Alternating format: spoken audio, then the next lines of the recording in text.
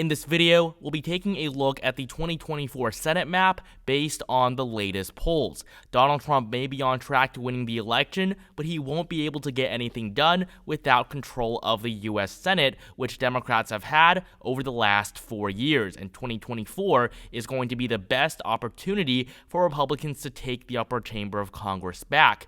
This is a very favorable map for Republicans. They are only defending 2 competitive seats, that is Texas and Florida, and even then, these are pretty red states. They will also be guaranteed to flip West Virginia because Democrat Joe Manchin is finally retiring. So just right off the bat, Republicans come into the 2024 Senate elections with a very big advantage. And so now looking at the map, we're going to start off with the West Coast, the western half of the U.S., and then slowly move our way into the Midwest, the Northeast, and finally the South. So starting off in Washington, Maria Cantwell, the incumbent Democratic senator, is running for re-election. She was last re-elected in 2018. There was some polling recently that showed that Washington may get competitive on the presidential level, but on the Senate level, it's still a very liberal state, and the numbers currently predict a 19 to 20-point victory for Maria Cantwell. And so on this map, Washington is going to be a solid blue state. California will be solid for the Democrats as well. Here we have a race between Adam Schiff, the Democrat, and Steve Garvey, the Republican.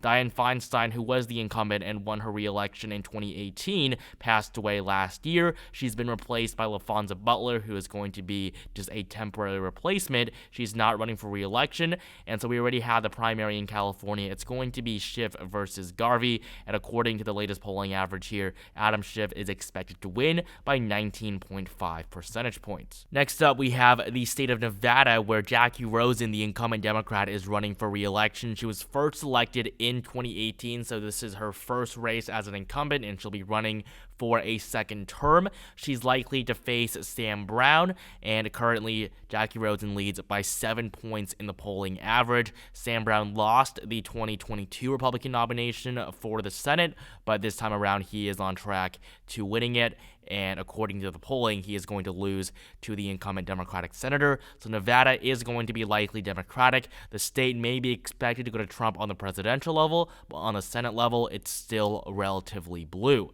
In Utah, we have Mitt Romney retiring after just 1 term, and he will likely be replaced by John Curtis, another Republican. Utah is one of the reddest states in the country, and there's basically no chance that it's going to flip.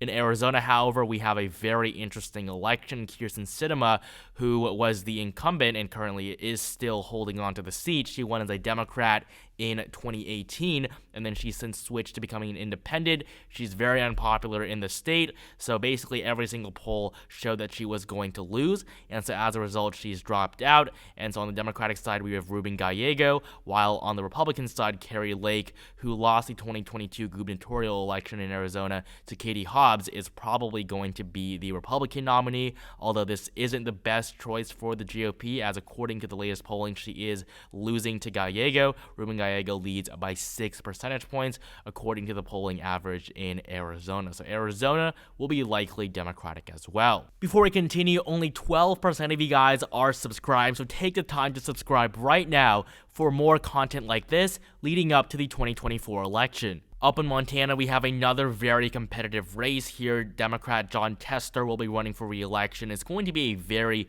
difficult election for Democrats. Montana is one of 3 states where Democrats are defending Senate seats in, states that Trump won in 2020. So the 3 states are Montana, Ohio, and West Virginia. Montana went to Trump by around 16 points. Ohio was 8, and West Virginia, it was 30, 40 points. So West Virginia is basically gone for Democrats at this point. But Montana, with a Democratic incumbent in office, Democrats do have a chance at winning their re-election in this seat. And according to the latest polling against Tim Sheehy, Jon Tester leads by 5.5 percentage points. It is still going to be very, very close, and I expect the polling to tighten up a lot as the election nears. And of course, this is going to be a presidential cycle. In 2018, when Jon Tester won, he won by 3.6 percentage points in a blue wave year where there was no presidential election. In Montana this year, though, we're going to have a lot of Republicans that will be voting for Trump, and they're probably not going to vote for Jon Tester down ballot. So he is in a much worse position than he was 6 years ago. So even though he's leading now, it is by no means a guarantee that he's actually going to win his re-election. But for the sake of filling in this map based on the polling, Montana is going to be likely Democratic. We do have some solid states to go over, though. North Dakota, Wyoming, the 2 races in Nebraska are all going to be solid red. We don't have any polling there because of how uncompetitive it is, while Democrats are going to win in both New Mexico and Hawaii. Next up, in Texas, this is the first competitive race that Republicans have to defend, and even then, it's really not going to be all that competitive.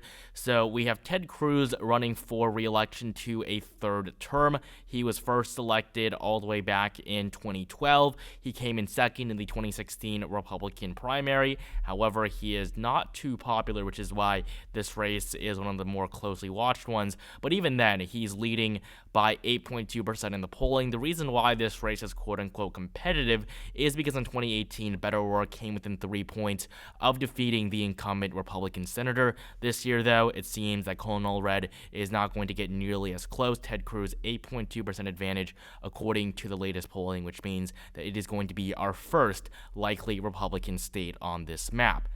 Up in Missouri, Josh Hawley is going to run for a 2nd term. He defeated incumbent Claire McCaskill in 2018. McCaskill won by 16 points just an election prior.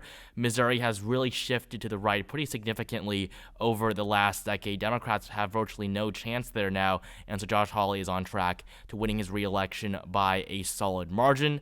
In Tennessee, Marsha Blackburn is going to win by 20.5 percentage points, according to the latest polling. And in Mississippi, Roger Wicker is running for re-election, but we don't have any polls there. But it is undoubtedly going to be one of the reddest seats in the country. And finally, in Florida, this is not really going to be too close, even though this was the closest race in 2018.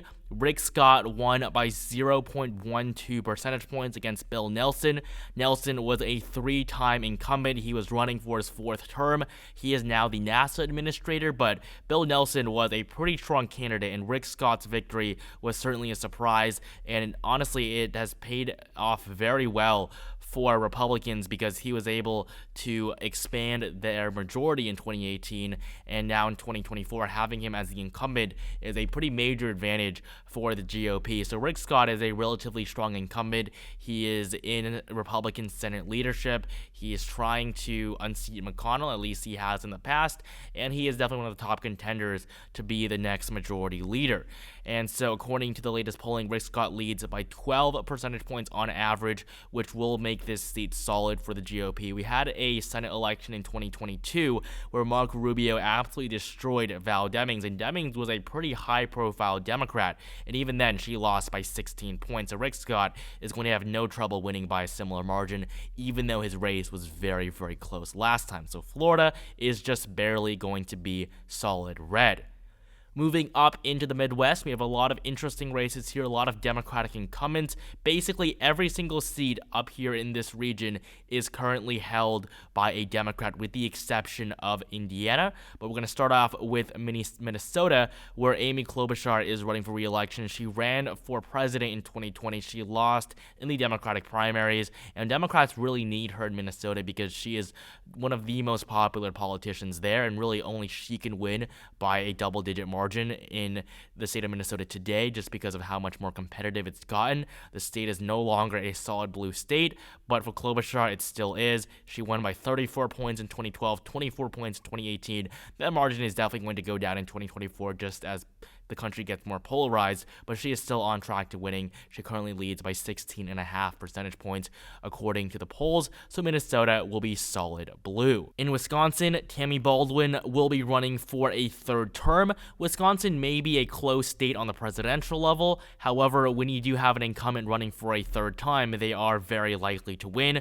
Baldwin won by 10 points in 2018, and looking at the polling for 2024, she's expected to defeat her Republican challenger by 6.7 percentage points. Wisconsin will be one of the more competitive states. However, Republicans really don't have too much of a chance at flipping this seat.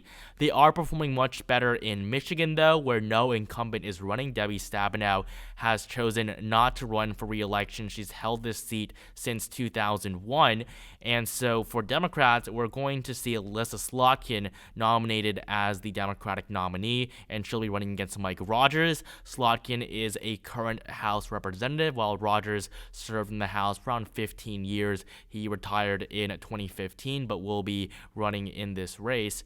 And so when it comes to the Senate election, Slotkin leads by just 1 percentage point against Rogers. So the state of Michigan is going to only be tilt Democratic. We don't have an incumbent, which will make things a lot more difficult for the Democrats. Indiana will be a solid red state, though we don't have an incumbent Republican running. However, he will be replaced by another member of his own party. We don't have any polling from this race yet either, and we don't officially know who the nominees are, but it's going to be a solid red state.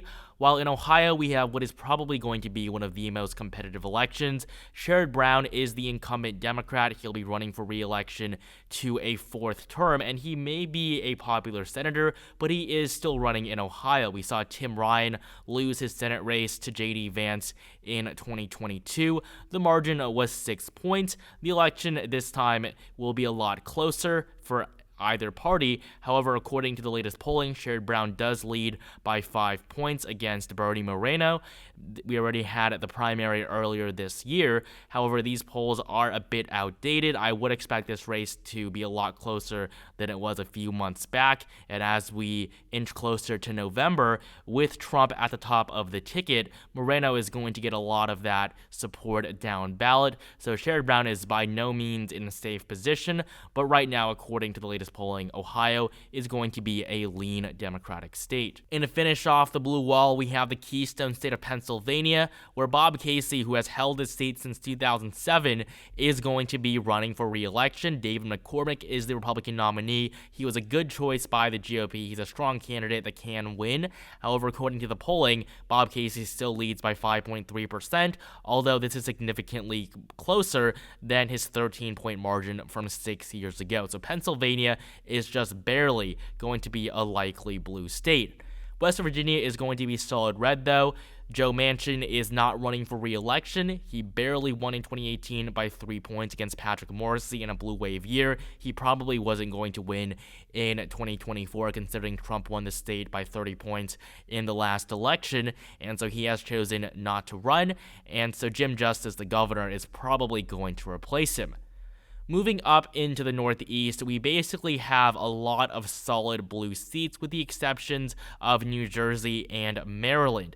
In New Jersey, Bob Menendez is not running for re-election. He's been indicted multiple times for bribery. He wasn't going to win a Democratic primary, so he just didn't run at all, and he's probably going to be replaced by Andy Kim, who really isn't performing that well considering New Jersey is a solid blue state. Menendez has definitely hurt Democrats pretty significantly. The presidential election in New Jersey is a lot closer than expected too. Joe Biden only leads by 7 points, and so as a result, the state is only going to be likely blue. And finally, in Maryland, we have a very competitive race. We don't have a Democratic incumbent running for re-election. Ben Cardin is retiring. However, Larry Hogan is going to run on the Republican side. He's the very popular GOP governor who served from 2015 to 2023, and he is making this race very competitive, although Maryland is still a blue state that voted for Biden by 33 points. But according to the latest polling, Larry Hogan leads by around 4 to 5 points on average against his two potential Democratic opponents. The Democratic primary is very competitive, so we really don't know who it's going to be. But right now, Larry Hogan is in a relatively strong position. Although the newest poll from both of these races is not the most encouraging, Hogan is still in a pretty strong position considering that before him, Republicans had a 0% chance at winning Maryland. Now they actually have a pretty good chance at flipping this seat. So Republicans are currently on track to winning it. It's going to be a lean margin according to the current polling average. And so based on the latest polls, Republicans are on track to winning 51 Senate seats, and they should win back the upper chamber of Congress. This is a very easy map for them to win, while Democrats will lose control of the Senate after 4 years in power. Thank you guys so much for watching this video. Make sure you like it down below if you enjoyed it. Subscribe to my channel if you haven't right now for more content like this leading up to the election, and comment down below who you think is going to win the 2024 Senate.